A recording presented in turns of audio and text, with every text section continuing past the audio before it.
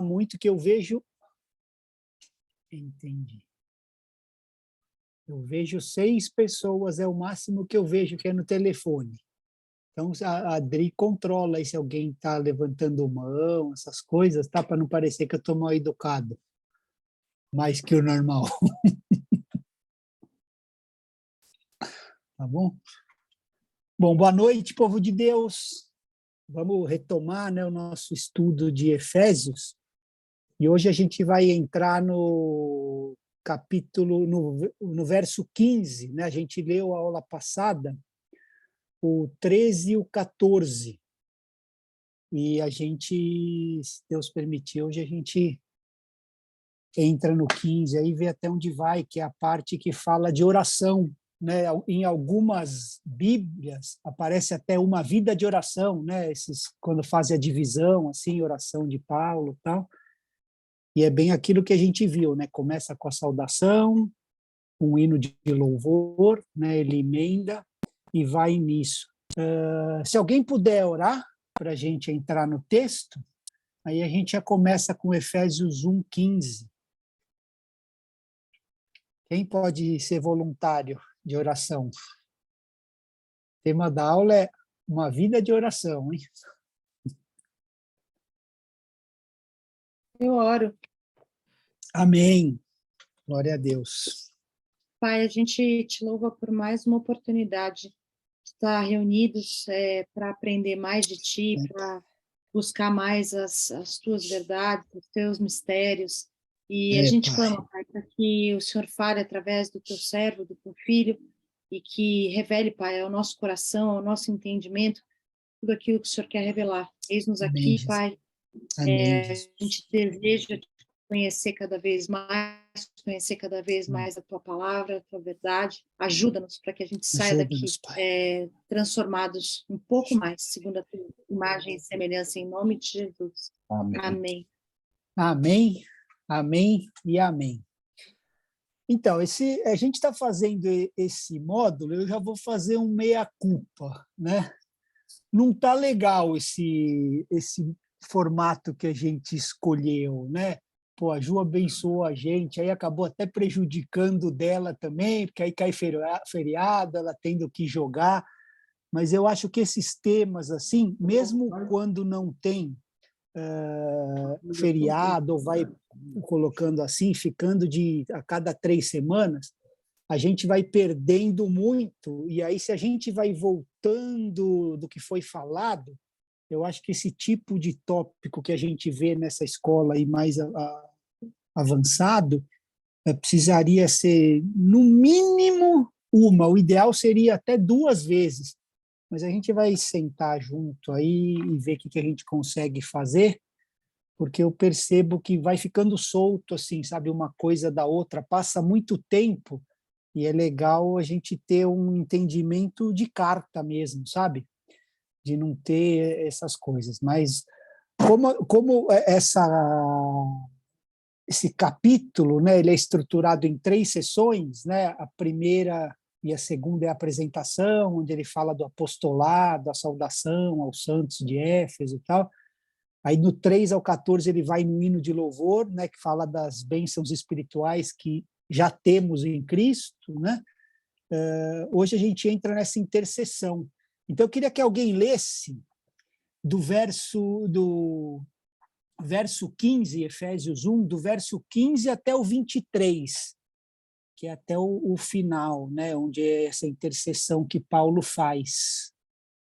Alguém pode ler? Eu leio, Mar. Beleza, P. Por isso, também eu, tendo ouvido a fé que há entre vós no Senhor Jesus e o amor para com todos os santos, não cesso de dar graças por vós, fazendo menção de vós nas minhas orações, para que o Deus de nosso Senhor Jesus Cristo, o Pai da glória, vos conceda espírito de sabedoria e de revelação no pleno conhecimento dele, iluminados os olhos do vosso coração, para saberes qual é a esperança do seu chamamento, qual a riqueza da glória da sua herança nos santos e qual a suprema grandeza no seu poder para com os que cremos, segundo a eficácia da força do seu poder, o qual, até 23? Até o 23. O qual exerceu ele em Cristo, ressuscitando-o dentre os mortos e fazendo-o sentar à sua direita nos lugares celestiais, acima de todo principado e potestade e poder e domínio e de todo nome que se possa referir, não só no presente século, mas também no vindouro. E pôs todas as coisas debaixo dos pés, e para ser o cabeça sobre todas as coisas, o deu à igreja, a qual é o seu corpo, a plenitude daquele que a tudo enche em todas as coisas. Hoje já deu um up na aula, hein? Essa narração do AP aí já responsa aqui. Amém. Então, eu oro, assim como o Paulo orou, pedindo ao nosso Deus e ao nosso Senhor Jesus Cristo, Pai da glória, que nos conceda, Pai, espírito de sabedoria e de revelação no pleno conhecimento dele, Pai, que ele venha iluminar os nossos olhos do nosso coração, para que a gente saiba a esperança da nossa vocação. Amém. Então, assim, a gente viu, né, até agora essa apresentação, o hino, e agora ele começa a interceder. Né, ele está se direcionando a Deus e coloca o povo de Éfeso no meio. Né? Então, uma verdade que a gente precisa entender é que louvor e oração tem que ser uma realidade comum para todos nós, igreja. Né?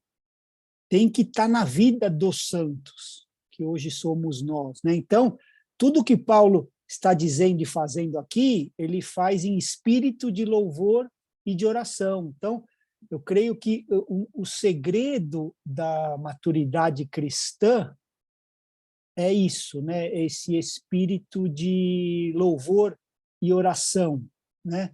Quando a gente consegue andar unindo esse espírito de louvor e oração, né? Independente da situação, né? Ontem mesmo eu fui assaltado, quebraram o vidro, machuquei minha mão, e eu fui no caminho de volta, o Gabi estava dirigindo, eu fui orando. E orando, eu entendi um pouco do meu avô, comecei a entender melhor, que eu não entendia. Orando pelo menino, né? Pela vida dele. Então, assim, independente da situação, então a gente tem que procurar sempre andar em espírito de louvor e de oração, né? E hoje a gente vai ver essa vida de oração, revelação, que ele fala, e iluminação, né? Nós vamos detalhar o texto, mas qualquer entendimento que a gente tem que ter é que a ênfase na oração de Paulo é pela revelação e pelo conhecimento, né? Para que Deus venha iluminar. Ele até 2 vezes ele ora, né? O AP acabou de ler para a gente, nos versículos 17 e 18, ele pedindo que Deus nos dê em Cristo, né? Espírito de sabedoria e de revelação. E isso, igreja, a gente assim tem que sair do universo assim religioso, assim, de forma prática, assim, para as nossas vidas mesmo, né? Então, o que é revelação, né? Eu vou revelar uma ação, né? Então, é a capacidade da gente compreender o que Deus já nos deu em Cristo, não é novidade. Ele vai revelar uma ação que já foi feita, entendeu? A gente fica, né, atrás dos mover, vamos ver o que vai e tal, né? Mas revelação não é uma informação nova. Até isso a gente precisa dar um reset, assim, não é, né? É a nossa capacidade, né, da gente entender o que já foi feito, é compreender aquilo que já foi feito em Cristo. É por isso que Paulo está louvando, está orando, intercedendo, né? Então, a nossa mente diz, vamos em relação, vou ver algo novo que Deus está movendo aqui e tal. Não, está revelando algo que já foi feito. Até o termo usado, né, quando fala de Apocalipse, né, que é tipo assim, descortinar, né? Tipo, você vai numa exposição, aí está aquela escultura, aquela obra de arte, aí está com aquele pano, né? Aí você tira aquela venda, descortinar, desvendar. É esse o sentido da palavra até, né? Então, é revelar uma ação que Deus já fez, né? E quando a ação de Deus ela é descortinada, aí a gente começa a compreender as coisas, né? Que tudo já foi realizado em Cristo Jesus. A gente só precisa tirar essa cortina, entender o que foi feito, né? Então, esse hino de louvor que a gente viu nas últimas 4 aulas, né? Paulo está mostrando tudo o que Deus já fez para nós, igreja, na eternidade passada. E a gente está querendo o que vai fazer, né? O que Deus vai fazer? O que Deus vai fazer? E Paulo está focando aqui, né? Tudo que a gente viu até agora, já foram 4 aulas, é tudo que já foi feito. Nada a fazer, né? Então, na perspectiva do Criador, tudo está consumado em Jesus. Okay? Em Jesus está tudo consumado. A criação já é plenamente restaurada e nós já somos tudo aquilo que Deus determinou que a gente fosse. Essa é a ótica de Deus. Tá? Nós temos todo o potencial para isso. Então, Paulo está clamando a Deus em petição por isso, para que a gente veja as coisas através desse prisma. Espera aí, deixa eu recusar minha ligação. Ó. Minha mãe agora ela vai ficar me ligando acho que 1 mês para saber se eu tô bom mesmo. Coitadinha. Vou ter que ir lá, que senão eu não acredito. Mas vamos lá. Então, Paulo está clamando isso, né? A petição dele é que a gente acesse esse prisma como Deus vê as coisas, né? Então, o primeiro fruto disso, igreja, quando a gente acessa isso, seria uma vida de gratidão e de satisfação em Jesus. Né? Então, a gente tem que fazer, eu estou falando para vocês e para mim, né? Porque se tudo já foi realizado nele, um fruto deveria ser visto na nossa vida. Gratidão e satisfação em Jesus. Porque ele já fez. Né? Então, a gratidão e a satisfação é a evidência que o povo de Deus compreendeu a obra dele. Quando eu compreendo essa obra, eu sou grato e tenho satisfação nela. Né? Então, quanto mais ansioso e ingrato a gente isso mostra que a gente ainda não compreendeu totalmente o que Deus fez por nós. A nossa ansiedade e a nossa ingratidão é sinal que a gente ainda não compreendeu plenamente o que ele fez. Né? A ansiedade que a gente sofre é fruto de não compreender aquilo que já foi realizado em Jesus. Né? Óbvio, né? Tem o caso patológico, claro que tem, mas, em primeira instância, é fruto da gente não conhecer quem somos em Cristo. Quem somos em Cristo. Né? E se a gente não cuidar da nossa saúde, vai acabar acarretando, né, problema sobre problema, vai nos levar a isso, né, a patologia. Mas é fruto, né, essa ansiedade é fruto da gente não conhecer plenamente o que a gente é em Cristo. Né? Isso é que Paulo está falando nessa carta, por isso que essa carta é uma das mais profundas assim do Evangelho. Né? E quando a gente vive uma vida dominada, né, aí eu vou um pouco além, pela ansiedade, né, não é suplementação que a gente precisa focar, a gente precisa focar mais na nossa fé. Entendeu? Às vezes a gente vai procurar no lugar errado, né? Não é suplementação, é fé. Então a gente precisa entender, porque virou comum, né, na geração que a gente vive hoje, a gente ser ansioso, a gente ser ingrato e insatisfeito com as coisas. E isso não poderia, numa perspectiva eterna, não poderia estar no meio do povo de Deus, né? A gente acaba nem considerando mais pecado contra o caráter de Deus, de um Deus que é sempre bom. A gente acha essas coisas normais. Muita coisa hoje que a gente acha que está tudo bem, biblicamente não está, né? Porque vai contra o caráter de Deus, né?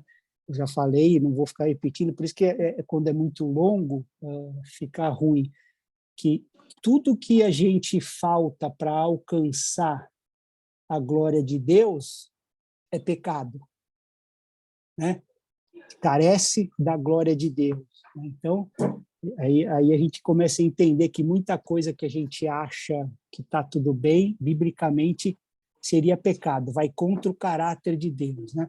Então, revelação é essa ação de Deus que é revelada para o teu povo, né? Então, e a sabedoria é a habilidade da gente operacionalizar essa revelação na vida prática.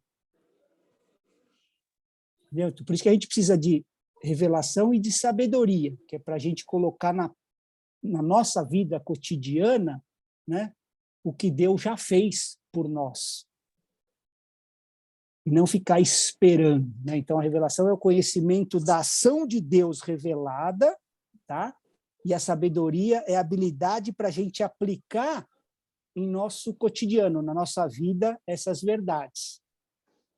Por isso que a gente precisa, ele fala, né, de revelação e de sabedoria. Então, a gente precisa entrar nesse lugar de compreensão para a gente entender o que a gente vai ver hoje nessa carta, né? Porque toda a doutrina tem que desembocar numa vida prática, senão ela não tem utilidade para nós, né? A doutrina apostólica, se não nos levar a uma vida prática, né? Então, Paulo diz que desde que ele ouviu falar da fé que havia entre os efésios e do amor para com todos os santos, né? Então, Paulo diz que a fé que eles tinham, ela era evidenciada. Não era uma fé que era uma verdade interior para eles, né? Que hoje aqueles crentes lá que guarda para ele, está tudo interno, né? Mas aqui ele está falando assim, ó, ouviu falar da fé que havia entre Efésios e do amor para com todos os santos. Então, essa fé era evidenciada com um fruto, a fé era interior, mas ela era evidenciada com um fruto exterior, que era o amor para com todos os santos, né? A gente viu nas semanas passadas aí a necessidade desse amor fraternal entre nós, né, entre o povo de Deus, né, e a necessidade da gente mostrar que a nossa fé é verdadeira, tem um fruto, o amor. Eu amo o meu irmão, né? E a gente demonstra dessa maneira, né? Não é o amor a Deus, ele é externo, né? Em amor pelo nosso irmão, né? E a gente precisa trabalhar nisso, né? E restaurar essa realidade fraterna, né? Domingo, depois do culto, a gente começou a conversar com os irmãos aí, que até de outro aprisco, falando sobre isso, né? De o amor, né? Os vínculos de amor que unem essa família, né? Então, como que eram reconhecidos os cristãos? Pelo amor, o fruto dessa fé. Então, era um amor fraterno entre uns e os outros, né? Então, a gente busca viver de maneira saudável entre os irmãos, né? Viver fora de conflitos, né? Amando o irmão, sempre procurando o melhor para todos os envolvidos, né? Por isso é que Paulo saúda eles com graça e paz, né? Quando ele começa lá. A graça de Deus é evidenciada na paz com quem eu vivo com os outros, né? Quando a gente recebe a graça de Deus, aí a gente leva ela adiante por intermédio de paz entre os irmãos. A paz esteja com vocês, né? Eu sou portador dessa paz. Então, assim como se a gente tem fé, a gente deve demonstrar ela no amor que a gente tem pela Igreja de Jesus, pelos irmãos, né? Essa fé gera um fruto que é o amor, né? Então, a gente precisa desse alerta, né? É óbvio que Deus tem os seus profetas, né, no sentido dele levantar pessoas para denunciar a frieza do seu povo, né? Sempre foi isso. Mas a característica, né, uma característica, porque essas pessoas estão falando, elas estão dando esses recados porque elas estão assim gastando a vida para edificar o povo de Deus, para que o povo de Deus volte ao caminho que não deveria ter saído, né? Não apenas assim trazer queixa para a igreja, mas é tipo o alinhamento da igreja. É que esse ministério, né, foi muito mal interpretado e o coração do homem enganoso, né? Mas é sempre o alerta de Deus, né, para os profetas é denunciar a frieza do povo que está vivendo fora dos seus caminhos, né? Então, e isso é feito em amor para edificar o povo de Deus, para que voltem ao caminho, não é, trazer queixa e tal, né? Que hoje é coisa de internet, ficar só soltando paulada na igreja, tal. Não é isso, né? A voz profética, né? A voz profética é procurando mesmo, está denunciando o problema para que edifique o povo de Deus, essa igreja, né? Então, o Paulo tinha em mente a igreja de Éfeso, né, que ele dirige a carta, mas vocês percebem lendo agora que, na verdade, ele se dirige a Deus na carta.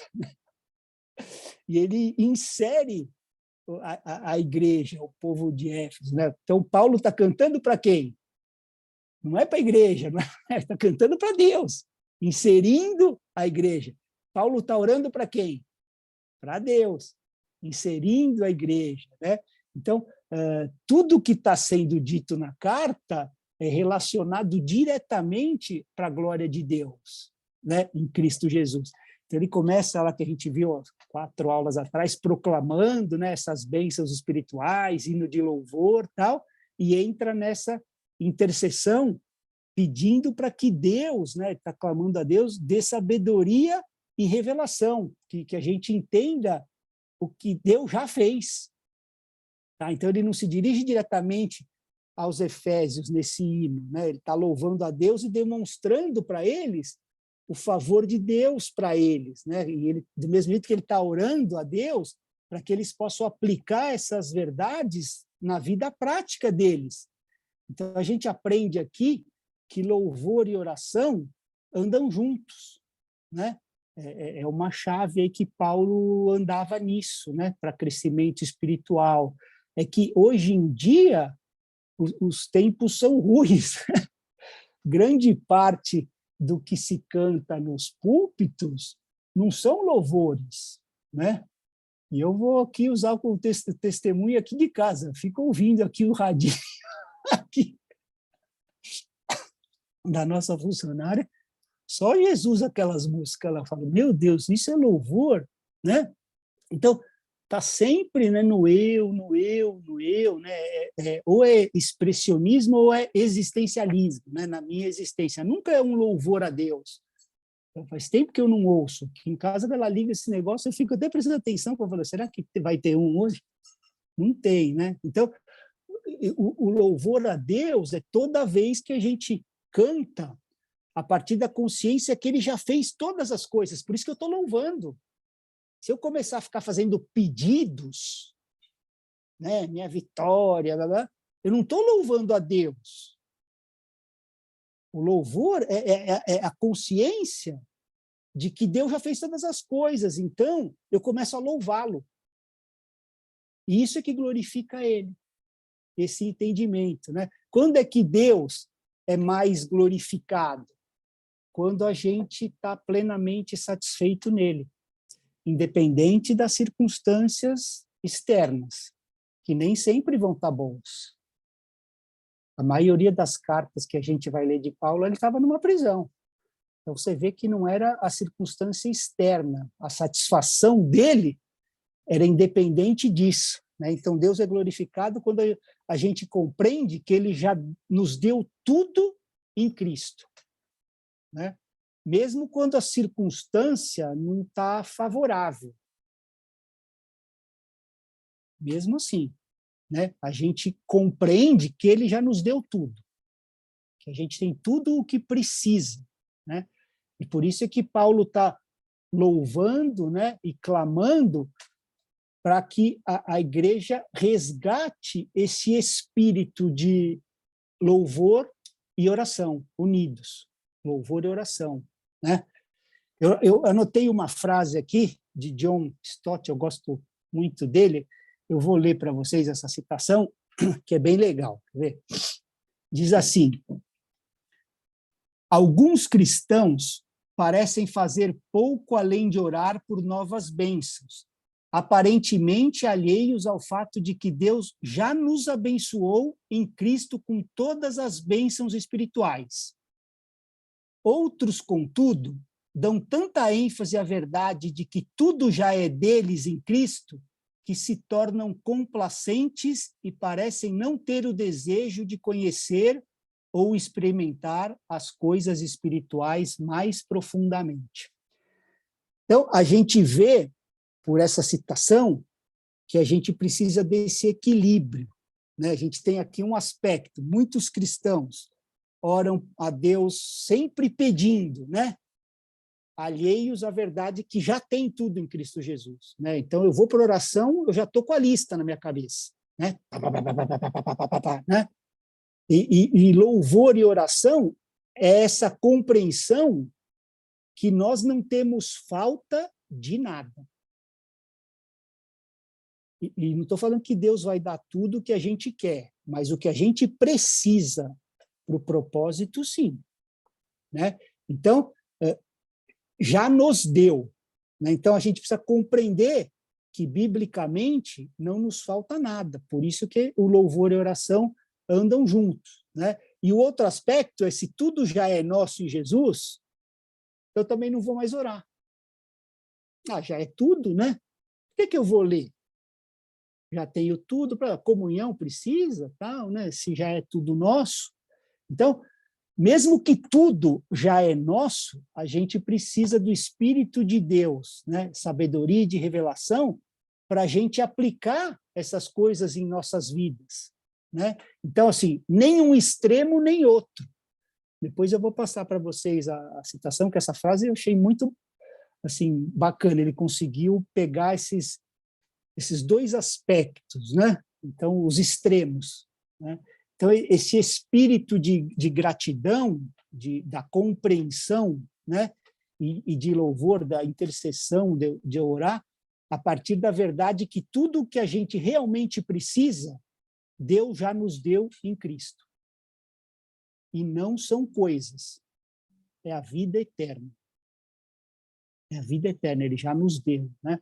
Então, a gente vê que todo o capítulo 1 tem essa ênfase na doutrina desse Deus que é triuno, né? A triunidade de Deus. Paulo mostra que a vida cristã se dá a partir desse Deus triuno, sempre Pai, Filho e Espírito Santo. Então, assim, tudo se origina no Pai, mas chega a nós através do Filho e só é materializada pelo Espírito. Alguém perguntou, é isso mesmo, é John Stott. Nas outras aulas, eu também usei bastante texto dele. Eu que coloquei muito aqui já a citação. Amém. Glória a Deus. Então, assim, tudo esse espírito de gratidão é a gente entender que já tudo que nós precisamos, né, para a nossa vida cristã já nos foi dado em Cristo. Independente das coisas, né, a vida eterna. Então, assim, dessa triunidade do Pai, tudo se origina nele, chega em nós através do Filho, né, não tem outra maneira, e a materialização disso é pelo Espírito. Né? A gente viu nas 2 aulas atrás, né, o problema da nossa mentalidade, né, gnóstica. A gente pensa que coisas espirituais são contrárias às coisas materiais. Né? E na Bíblia, as coisas espirituais são contrárias às coisas carnais, não materiais. Diferente. Né? A gente não vai voltar nisso. Por isso que eu percebi que essa distância não está ajudando a gente. Né? Mas a gente precisa entender isso, que tudo origina no Pai. Okay? Tudo vem dele. Então, desde sempre na igreja, O homem pisou na bola, quem que foi lá no jardim atrás do homem? Né? O pai. O pai é que chama Adão, o pai é que nos chama em Cristo. Tudo que se origina no pai, mas só chega em nós através de Cristo, né? Deus não nos dá nada que não seja o Filho. Né? Isso é o Filho, nada. Então, e o Espírito é que aplica essas verdades nas nossas vidas, né? No nosso dia a dia, na vida cotidiana. Então, a ênfase de Paulo nesse texto é essa triunidade, para a gente entender esse processo. Aí eu vou usar outra citação do John Stott. Essa também é legal, referente a isso que a gente está falando, né? Diz assim, ó: o Pai se aproximou de nós com bênção por meio do Filho e pelo Espírito podemos nos aproximar dele em oração por meio do Filho e também pelo Espírito. Então é assim, é uma relação dinâmica, né? O Pai vem a nós através do Filho pelo Espírito. E como é que nós vamos ao Pai? A Fabi está desenhando. É dinâmico, é assim mesmo. Do jeito que ele vem, Fabi, né? O Pai vem a nós através do Filho pelo Espírito. E nós, como que vamos ao Pai? Através do Filho, pelo Espírito, em louvor e oração. Essa é a dinâmica desse capítulo, né? Então, o Pai vem através do Filho, pelo Espírito, nós podemos ir ao Pai através do Filho, pelo Espírito. Sempre em louvor e oração. Isso deveria ser a dinâmica da vida cristã, que está fugindo aí dos púlpitos, né? Mas é o que Paulo está dizendo, né? É disso que se trata, na verdade, esse capítulo da carta de Efésios, né? O Pai que veio a nós através do Filho, pelo Espírito, e nós também podemos ir ao Pai através do Filho, pelo Espírito, em louvor e oração, né? Então, e quando que a gente pode fazer isso? Com que frequência? Sempre. Não é quando as coisas estão boas, e também não é só quando as coisas estão ruins, né? É sempre com ações de graça e hinos de louvor, né? Esse seria o modus operandi da nossa vida cristã, uma vida cristã normal, né? A gente lê que o texto está enfatizando a necessidade de conhecimento, né? Embora Paulo agradece aos crentes de Éfeso, na verdade ele não está satisfeito pela vida deles, né? Vocês conseguem entender isso, igreja? A gente pode ser grato pela nossa vida cristã sem estar satisfeito com ela, né? Por que que a gente pode fazer isso? Porque a gente sabe que a gente ainda não experimentou tudo o que Deus criou para a gente ser e fazer. A gente está no processo. Então, a gente é grato, mas não satisfeito. É grato até onde eu cheguei, né? Mas eu não estou satisfeito, porque eu sei que eu não sou e nem experimentei tudo aquilo que Deus criou para eu ser e para eu fazer, né? Esse é o paradigma aí de Paulo, né? E não é uma verdade na nossa vida, né? Então Paulo aqui está dizendo que é grato pelos crentes porque a parte de Deus já foi feita, ele já deu tudo, mas ele não está satisfeito com a maneira que os crentes de Efésios estão respondendo a isso, né? Apesar de parecer só elogio, a gente vai ver a carta toda, né? Lá no capítulo 4, ele vai rogar e implorar para que eles vivam de maneira digna da vocação que foram chamados. Está lá no capítulo 4, ele começa o capítulo assim, né? Então, vocês conseguem entender que assim, é possível ser grato sem estar satisfeito, tá? Porque há mais em Deus para todos nós, né? Ele não estava. Paulo era grato, mas não estava satisfeito com o proceder dos efésios, né? E não era de uma maneira negativa. A gente lê, o AP acabou de ler, pelo contrário, não era depreciativo, nada. Era uma oração para que eles pudessem ir além. Esse era o coração de Paulo, né? Não é porque não nos falta nada que nós vamos a Deus com espírito de louvor e oração, é porque nós sabemos que existe mais que a gente pode desfrutar, né? Tudo já é dado, a gente viu lá, né, desde o início, lá, eleição, adoção, remissão, né, revelação da tua vontade, selo do Espírito. Então, tudo já é nosso, mas a gente ainda não desfruta de tudo, né? É mais ou menos, né, igreja, aquela parábola dos 2 filhos pródigos. Né? O mais novo estava interessado no que o pai tinha. E o mais velho? Também interessado no que o pai tinha, né? Lembra lá? O mais velho para o pai? Eu tenho servido há tantos anos e você nunca me deu nem um cabrito. E qual foi a resposta do pai? Você está sempre comigo, tudo que eu tenho é teu, você que não desfruta. Falou isso. Por que não desfruta? Porque não tem uma relação de filiação, a relação dele é de serviço. O que o filho diz? Pai, há quantos anos eu trabalho para você? E o que o pai diz? Filho, você está sempre comigo. Então, as perspectivas eram diferentes. A perspectiva do filho, serviço. Quantos anos eu trabalho para você e tal, né? E a perspectiva do pai, relacionamento. Você está sempre comigo.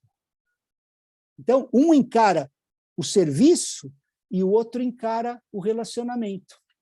Você está sempre comigo, tudo é seu, mas você não desfruta. E assim, a gente somos gratos, porém insatisfeitos, né? É uma pergunta que é para cada um fazer, não precisa responder, não, né? Mas quem aqui está plenamente satisfeito com a vida cristã que está levando hoje, né? Eu vou responder sinceramente, eu não estou com a minha, mas vocês não precisam se envergonhar, deixei eu sozinho. Não estou, né? Então, esse deveria ser o nosso entendimento, né? Há sempre muito mais, né? E Paulo não pede para que eles recebam algo a mais, né? Mas sim que eles possam apreciar aquilo que eles já receberam em Cristo Jesus, né? Ele não está pedindo nenhuma coisa nova. A gente viu, né? 4 aulas aqui, seria até incoerente ter alguma petição. Paulo já disse aqui, Deus nos elegeu, adotou, redimiu, revelou a sua vontade, nos deu o seu Espírito. E a gente ainda vai continuar botando a lista dos pedidos, né? Então, por isso é que Paulo aqui está orando para o pleno conhecimento. Não é o cara quer saber quem vai entrar, se um vai sair, se não sei o quê, não é nada dessas coisas aí da igreja que fica falando, não, agora veio essa revelação. Esse pleno conhecimento é isso, né? Ele está dizendo que tem um nível mais alto de conhecimento de Deus e da nossa vocação. É o que Paulo está dizendo. Essa era a jornada dele, né? Manter o pensamento em quem Deus é, e não no que a gente julga necessitar, né? O que a gente julga que a gente precise, que vai nortear a nossa oração. É quem Deus é. Então, eu posso louvar e orar só sabendo quem Deus é, e não porque eu estou julgando que eu necessito de algo, aí sim vai dar sentido na minha oração. Eu vou pedir aquilo, porque quando eu tiver isso, aí é faca na caveira, né? Então, quer ver? É até legal a gente fazer uma prova a gente mesmo, né? tipo assim, pô, amanhã eu vou ter um tempo, vou tirar um tempo de oração, né? Vamos no contexto do que eu estou falando, né? Então, vou conseguir parar um tempo, vou ter um tempo de oração diante de Deus, tal. O que vem na nossa mente? O que a gente está precisando ou quem Deus é? Não precisa responder, é para a gente fazer para cada um aqui, né? É a minha listinha de coisa para melhorar não sei o quê, no meu ministério, no meu não sei o quê, na minha vida, no meu não sei o quê, blá, blá, blá, ou quem Deus é. E isso determina se a gente está vivendo como um servo ou como um filho. Né? Eu tenho trabalhado tanto e você não me dá nada. Né? O coração é esse. E Deus está falando assim, tu sempre está comigo, tudo que eu tenho é teu. Né? Então, manter o pensamento em quem Deus é e não no que a gente julga necessitar. O que eu preciso, né? Isso é o que tem que dar sentido e tem que sustentar a nossa vida de oração. Quem Deus é, o que ele já fez. Por isso que era louvor e oração a vida de Paulo, né? Ele começava a falar e não parava. Então, não era pedindo coisas, mas era isso. Então, se a gente orar para conhecer mais de Deus, por quanto tempo a gente vai ficar orando nessa terra? Para sempre, não é? Pra sempre. E essa é a ideia. Porque o conhecimento de Deus se dá no relacionamento. Né? É o que o Senhor estava falando lá. Tu está sempre comigo, tudo que eu tenho é teu. E ele estava preocupado que ele estava servindo muito e não tinha nada. A perspectiva era outra. Né? Então, a gente precisa ter em mente esse pleno conhecimento que Paulo pede, né? No verso 17 aqui, ó, peço ao Deus de nosso Senhor Jesus Cristo, o Pai da glória, que conceda a vocês espírito de sabedoria e de revelação no pleno conhecimento dele. Né? Aí continua, peço que ele ilumine, ele está falando com Deus, incluindo eles, né? Aquilo que eu falei lá no início. Ilumine os olhos do coração de vocês para que saibam qual é a esperança da vocação de vocês, qual é a riqueza da glória e da herança dos santos, e qual é a suprema grandeza do seu poder sobre nós. Então, ele está falando assim de conhecermos a Deus, né? Conhecermos amplamente a nossa vocação, conhecermos as riquezas da glória de Deus e conhecermos a grandeza de seu poder que opera em nós. Né? Esse conhecimento que Paulo está falando aqui, é legal a gente entender isso também. Ele está relacionado tanto à experimentação quanto à compreensão.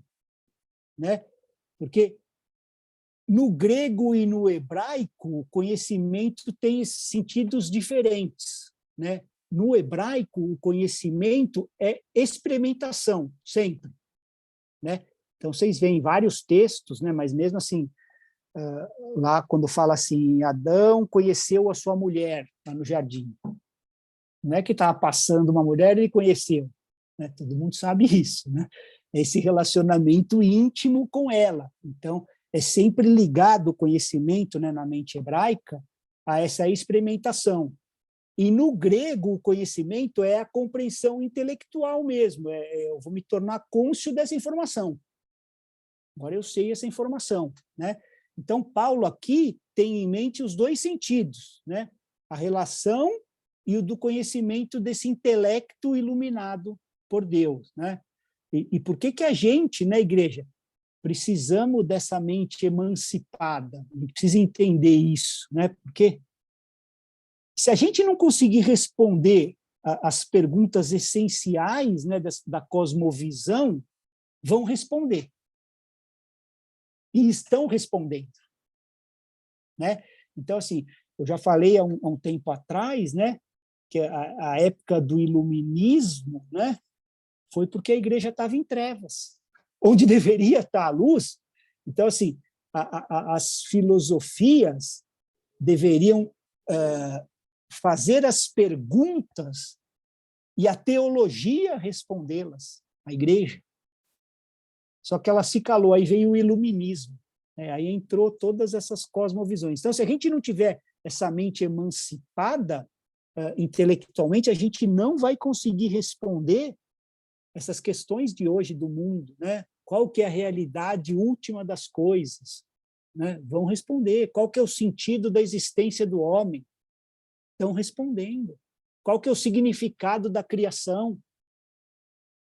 É a igreja com a mente emancipada que teria que dar respostas para isso, né? Quem é o Criador? É uma força? É uma pessoa? Se a gente não conseguir explicar isso, a gente não é emancipado intelectualmente. A gente vai receber as respostas, em vez de fornecer, né, as respostas. Então, a gente não tem uma linha coerente, né, com a nossa fé. A gente precisa desse conhecimento, tanto experimental quanto intelectual. É o que Paulo está dizendo, né? Porque toda corrente materialista diz que nós sabemos as coisas por intermédio do intelecto, da razão, né? Porque a gente é ser racional, né? Só que a abordagem cristã vai além, que a gente não sabe apenas pela razão, né? Pelo intermédio do intelecto, mas também por intermédio de revelação, né? E o cristianismo genuíno tem que colocar junto razão e revelação. A nossa fé tem que estar junto, né? Tem que caminhar junto, né? A gente aqui faz o devocional com as crianças, né? E tem pregado o evangelho aí para o Gabi e para a Manu. Aí tem dia, né? E eu estou nisso de razão, eles têm dúvidas, perguntam, né? E tem dia que eu acho que eles estão convertidos. E tem dia que eu acho que eles estão desviados. Mais dia desviado. Nos devocionais que eu faço. Eu vejo uns questionamentos, umas coisas assim, né? Então, a gente precisa lembrar disso, cara. Eu falo para a Adri, né? A gente comenta isso aí, né? Da gente pregar para ele, trazer essas informações para eles, né? Para ajudar eles a entenderem, né, Deus e sua mensagem. Mas por mais que a gente se esmere, né, se esforce, na verdade, até, né, para explicar bem sobre Deus, eles nunca vão alcançar o pleno conhecimento de Deus sem revelação. Eles vão precisar da revelação de Deus, né? A gente vai conseguir dar o que a gente conseguir ensinar para eles, né? Vai a razão, mas vai ser necessário razão e revelação, né? E a revelação não está apenas... É outro ponto também que a igreja precisa entender, né, povo? Que ela não está restrita apenas ao campo cristão, né? No campo profissional também, né? A gente usa toda a nossa razão, do conhecimento para aprender e pode e deve pedir por revelação. Cara, eu não estou conseguindo, Deus, isso aqui. Tipo, dá uma expandida aqui no meu HD, sabe? Para acessar coisas do dia a dia mesmo, soluções, né? É que a igreja fez essa divisão, né? Isso eu não queria voltar nisso, que a gente já falou bastante, eu usei até o exemplo de John Barr, né? Mas é entender que é onde a gente estiver inserido, né? Então, não preciso pedir a Deus uma revelação só para trazer essa palavra, não, a gente pode ir aonde eu estou, no meu campo profissional.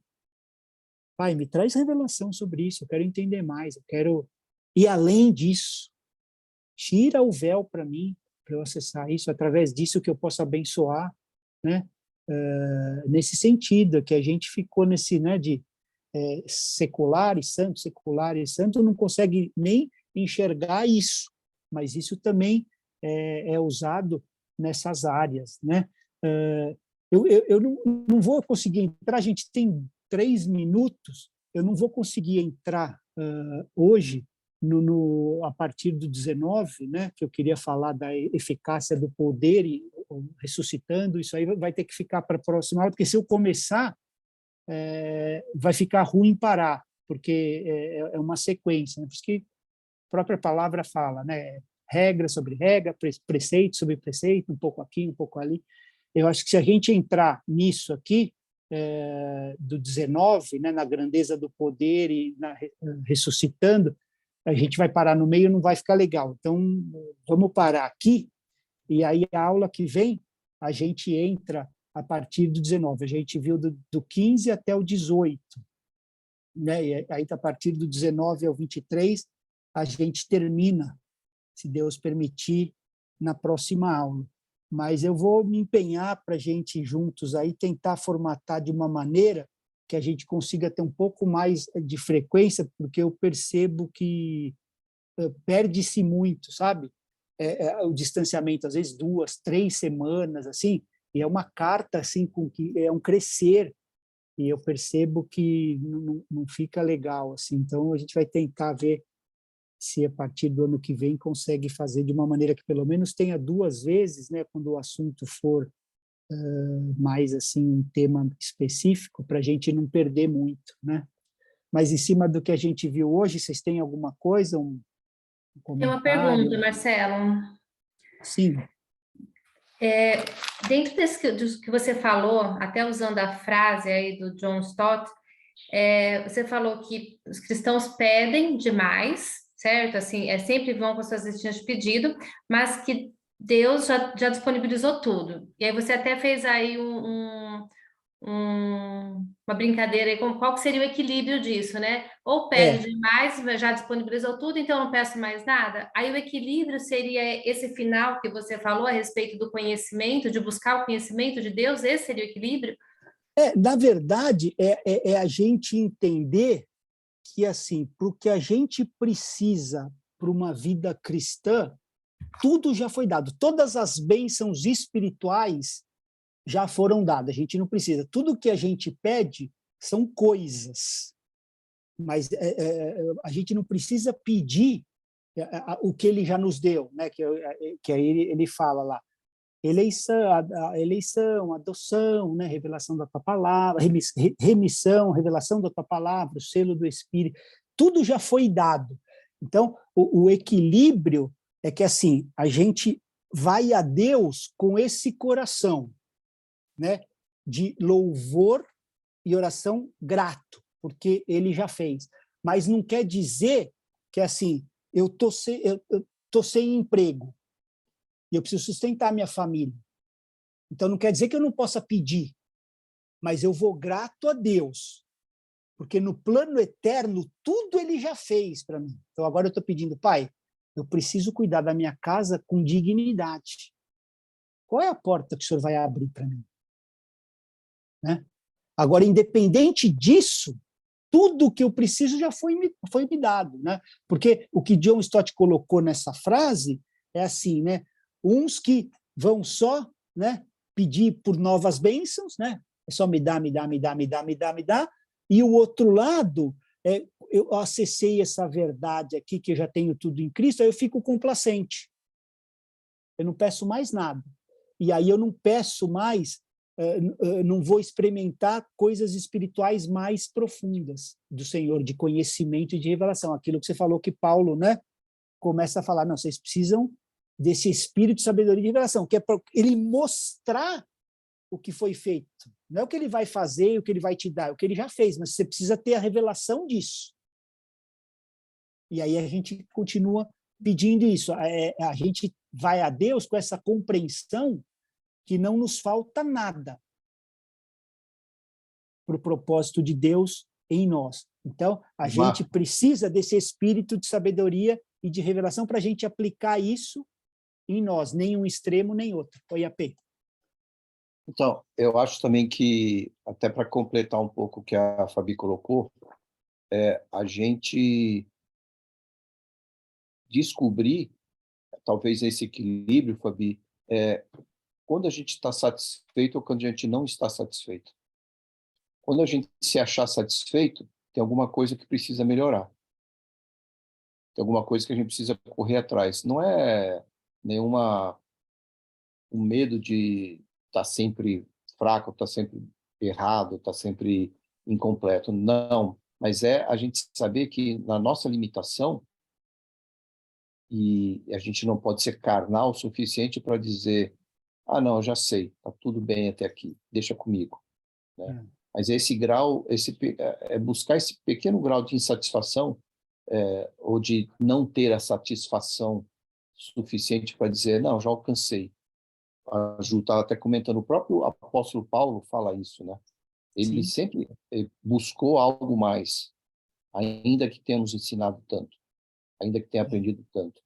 Um outro ponto que eu queria também até colocar aqui, Marcelo, foi muito legal que você colocou, às vezes a gente acha que não vai conseguir, e eu creio que isso é um laço até do inimigo, porque a gente quer comparar a nossa vida com outra pessoa, com aquilo, com aquele, e a gente fala, eu não vou conseguir, daí a gente para e desiste, né? Quando buscar essa vida de fé, é buscar, e você falou isso, tá, Marcelo? Mas eu só estou aqui sendo redundante, mas eu acho que é importante, é a gente saber que a gente pode servir a Deus, buscá-lo com eficácia e eficiência em qualquer situação. Eu não tenho que me sentir culpado porque eu não estou orando como o irmão está orando. Eu tenho sim que orar, eu tenho que ler a Bíblia e eu tenho que correr atrás do meu crescimento. Mas o quanto mais eu estou fazendo para servir a Deus com todo o meu coração, com toda a minha alma, com todo o meu corpo. Eu acho que é buscar esse equilíbrio, a gente saber que tem sim algo que eu posso fazer em função do reino de Deus. E não me acomodar, ele está fazendo, vamos ver o que vai acontecer. Não, o que eu também posso fazer. Eu acho que é esse, quando eu falo desse grau de insatisfação, é mais isso. O que eu também posso fazer. A gente pode estar grato, né, P, pela nossa vida cristã, mas nunca satisfeito, porque a gente sabe que ainda não experimenta tudo aquilo que ele criou para a gente ser e fazer. Sempre a gente vai poder crescer, né? Na graça, no conhecimento. A gente não está pleno, e a Bíblia fala isso para a gente. Então, isso pode estar no nosso coração, né? A gente é grato por tudo que ele fez, mas a gente ainda não está satisfeito, porque a gente sabe que tem sempre mais de Deus para nós, né? Enquanto a gente estiver aqui, vai ter mais. E é nesse relacionamento que ele vai descortinando. Quanto mais satisfeito a gente tiver nele, mais glorificado ele é em nós. Quanto menos satisfação a gente tiver nas coisas do mundo em detrimento dele, menos glorificar ele com as nossas vidas a gente está, né? Que o John Piper fala muito disso, né? Satisfação em Cristo, né? Então, quanto mais a gente estiver satisfeito e buscar isso, né? Gratidão nele, mais ele é glorificado na gente, né? É uma busca, né? Diária, é uma busca diária. Tudo já é nosso, mas a gente ainda não desfruta de tudo. E aí, daqui 2 semanas, né, a gente volta e aí a gente termina esse capítulo, porque agora faltaram só 3 versos, a gente termina. Que aí, se entrasse agora, longe de terminar, vai pelo menos 1 hora aí para a gente falar esses 3 assuntos aqui. Tá bom? Mais alguma coisa? Quer falar alguma coisa, P? Su? Não. Então, amém, meu povo. Terça que vem a gente não tem, na outra, né, a gente tem. Vamos ver até onde a gente consegue ir esse ano, né? Não sei quando o pessoal vai parar, a gente vai ficar aqui direto, mas com certeza, acho que nas semanas de Natal e Ano Novo, acho que vai parar, né? Escola, não sei. Eu acho que a nossa aula vai ser, a última vai ser dia 12, porque 18 tem o encerramento da igreja, daí não sei até quando vai o Next, porque a próxima é dia 5. Não tem encerramento da igreja, não, irmã. Não, encerramento A igreja continua. Não, AP. Isso aí, AP. Encerramento de Quem final fechou a de ano. igreja, que eu não estou sabendo? Ai, bom, continuando, dia 5 vai ter Next. Bri, a brincadeira é a mesma há mais de uma década. Então, Vai ter Next dia 5, ô Ju? Provavelmente.